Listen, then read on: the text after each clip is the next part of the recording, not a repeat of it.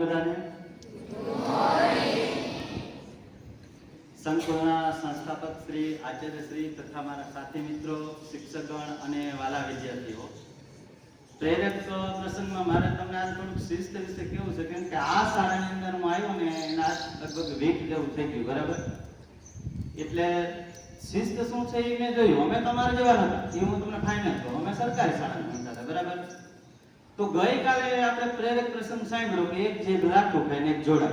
તો આજે મારે તમને હોઠ વિશે કેવું છે કે ભગવાને હોઠનો આકાર ધનુષ બાણ જેવો બનાવી દીધો. તમે જ્યારે માથું વરાવો ત્યારે અતિસામ જોઈ શકશો, ઓમ તમે તમારા હોઠ નહીં જોઈ શકો, બરાબર? એટલે હોઠની ધનુષ એ જીભની પણછ ખેંચાય, જે શબ્દો નીકળે ને એ પ્રેમ અને વિવેકના હોય ને તો સૌના હૃદય જીતી લે. પણ જો ગેરવર્તનના હોય તો એમાં અરુચિ ઉત્પન્ન થાય. એ વસ્તુ ફાઇનલ છે, બરાબર? આ દેશની સંસ્કૃતિ બે મહાકાવ્ય થકી છે, મહાભારત અને રામાયણ.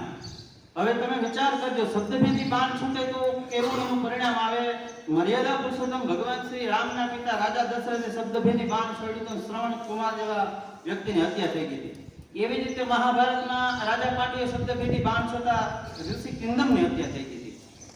અને શ્રીમદ ભગવદ ગીતાની અંદર પણ ભગવાને એમ કીધું કે શબ્દોમાં હું ઓમકાર છું અને અક્ષરોમાં અકાર છું. બધી શબ્દોની માયા છે. અમે આવી જઈને જાય ત્યાં બધા બોલી, બરાબર ને?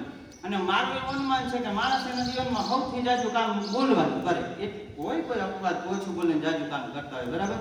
એટલે વિદ્યાર્થીઓમાં ઓવર કોન્ફિડન્સ બહુ હોય. એને ના પૂછવું હોય તોય ધરાક બોલે, અને કાં ખોટું પડ્યું એના દાંત કાઢે. એટલે ભાઈ ક્લાસની મર્યાદા હોય. વિધાઉટ પરમિશન તમે અંદર નથી આવી શકતા તો તમે શું કામ વચ્ચે વચ્ચે બોલો છો, બરાબર? એક હાસ્ય છે, એના માટે તમને કહી દઉં કે બોલવા ના પાડી છતાં હરખ આવે એટલે માણસ ધરા બોલી જાય. હવે એક રાજા હતો, એને 4 રાણી, ચારે ચાર દેખાવડી, સુશીલ અને એકદમ રૂપાળી, પણ દૂધપાક જેવી. તમને પછી ખબર હોય કે દૂધપાકમાં મીઠું ન પડે, બરાબર? હા, મીઠું ના હોય. નથી મીઠું, હવે નજરે દીઠું, છતાં કેવું પડે મીઠું ના હોય. હવે એ રાણી ચારે ચાર તોતડી, એટલે રાજા એના રાજકારભારને ના પાડી દીધી, તમારે બોલવાનું નહીં કોઈ દી, બરાબર? પણ રાજ્યની અંદર ચતુર માણસો હોય, જેમ ક્લાસમાં હોશિયાર વિદ્યાર્થી હોય એમ.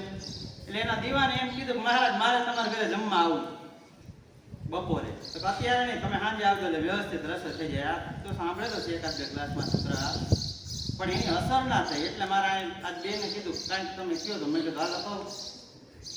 એટલે પછી સાંજે દીવાન ગયો મંત્રી જમવા. પણ વખાણ આવે ને એટલે માણસ ધરાર બોલી જાય.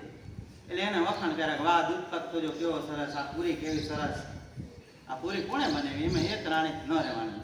એ કે એ પૂરી તો મેં તળી હતી, એ પૂરી તો મેં તળી હતી. તા બીજી રાણી કે પણ ભોવન ના પાઈ હતી શું કામ બોઈ? તા ત્રીજી કે એ તો બોઈ પણ તું કા બોઈ? તા ચોથી હરખમાં બોલી કે આપણે બોયાય નહીં જાય નહીં. એમ સેલ્ફ કંટ્રોલ હોવો જોઈએ. જ્યાં સુધી તમને પૂછવામાં ના આવે ત્યાં સુધી ન બોલાય, બરાબર? સાહેબ પૂછશે, બધાને પૂછે, અને ના આવડતું હોય તો ધ્યાન આપવું એમાં હોવું જોઈએ. મેં જોયું હોય બિહેવિયર 9-10 નું બધાને જાહેરમાં કહું છું, માધ્યમિકના વિદ્યાર્થીઓ ખાસ કરીને, બરાબર?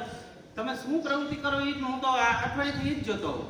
અને અમે ચેલેન્જ થઈ ગઈ, અમે આવા નહોતા.